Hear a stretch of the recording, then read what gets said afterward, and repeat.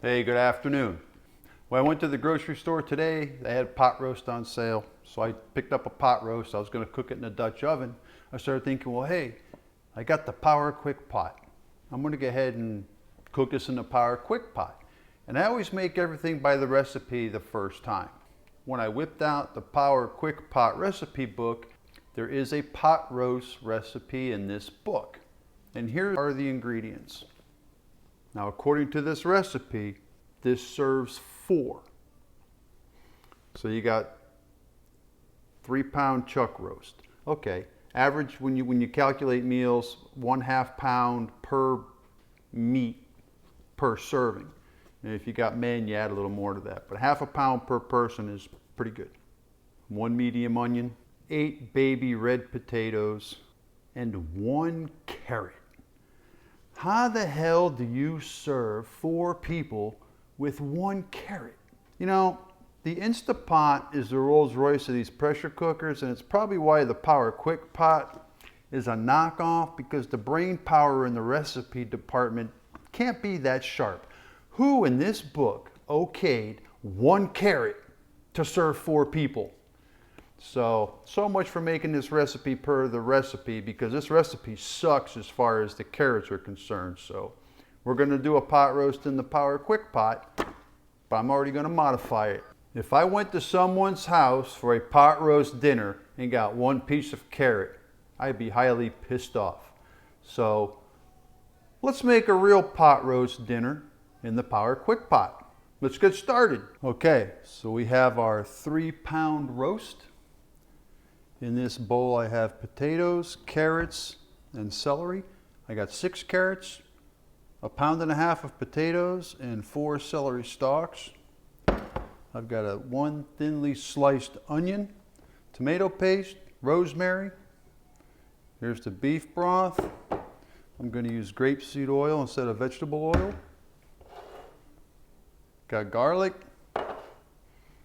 and red wine. I don't drink red wine. I think all red wine to me tastes like oaky vinegar. So whether this is a $5 bottle or a $100 bottle, I couldn't tell you the difference. I'm just going to make sure it's still good.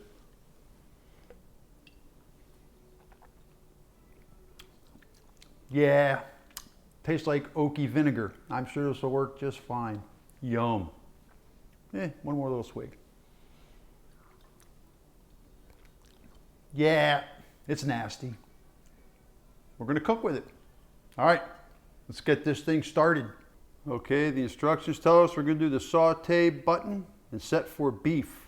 And the cooking cycle is going to be set for 20 minutes. Okay, she's preheating. Going to add a couple tablespoons of oil.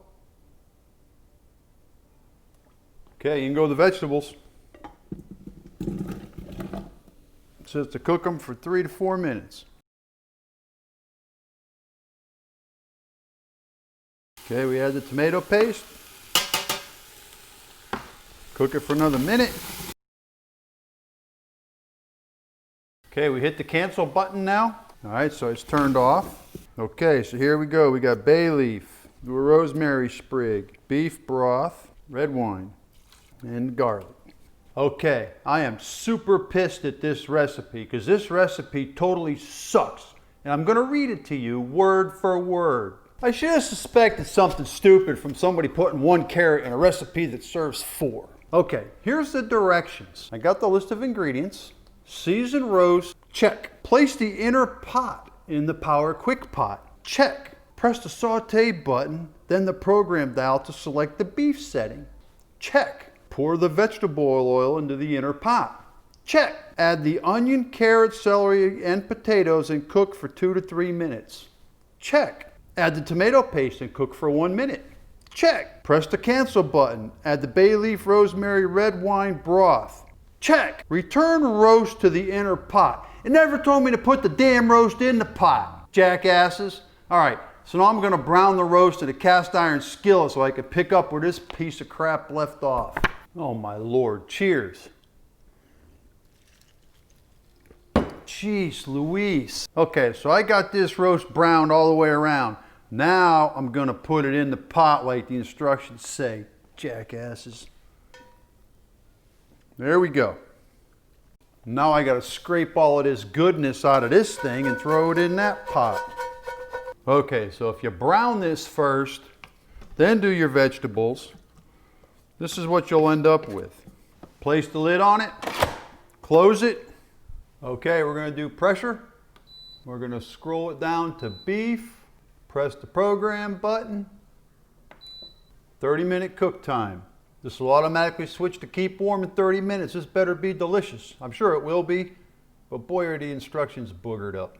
All right, we'll be back when this is done. Okay, the total cook time was 40 minutes. Now we're gonna let the screen turn blue. Okay, 26 minutes it went blue.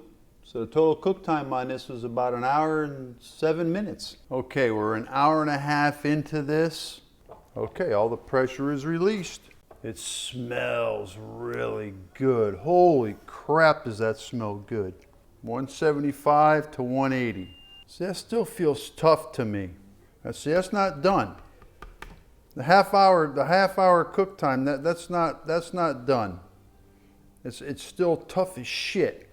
All right, I'm gonna go another half hour on high this time. Although it tastes really good, that's for sure. All right, so I'm gonna flip it. All right, so I'm disappointed right now. I'm gonna do beef.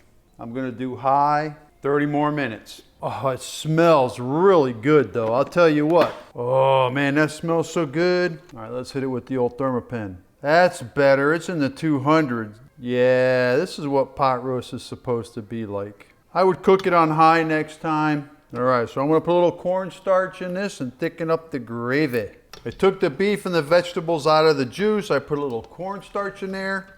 So this is the end result. This has taken a total of 3 hours, which is crazy for a pressure cooker. So next time, I will cook this on high for 45 minutes to 1 hour, uninterrupted, because I had to cook it twice tonight. The recipe is a big you suck on your recipe. There's the finished product. The meat is done. The vegetables a little overdone, but it smells and tastes really good. Okay, this meal is finally done. I do have to say the recipe for taste and flavor, 2 thumbs up. Instructions, 2 thumbs down. A, you can't share 1 carrot between 4 people, and you gotta brown the damn roast in the pressure cooker on saute before you reinsert it. Jeez zooks. Everything I've cooked in this so far, following the instructions, undercooked. So once you get the hang of using this thing, like I made chili twice. The second time, because the first time was not right, the second time came out good. So when I make this again, I'll probably cook this, I'd probably go 1 hour on high.